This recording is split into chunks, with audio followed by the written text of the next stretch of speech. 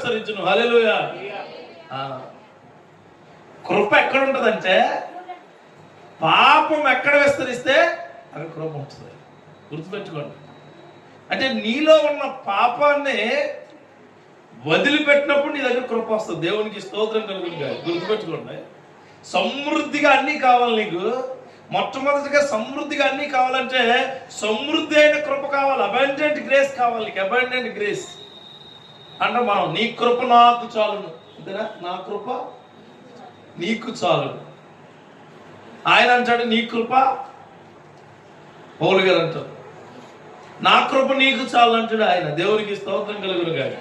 ఆ కృప నీకు కావాలంటే ఏంటంట, పాపం ఎక్కడైతే విస్తరిస్తుందో అక్కడ అపరిమితమైన కృప ఉంటుంది.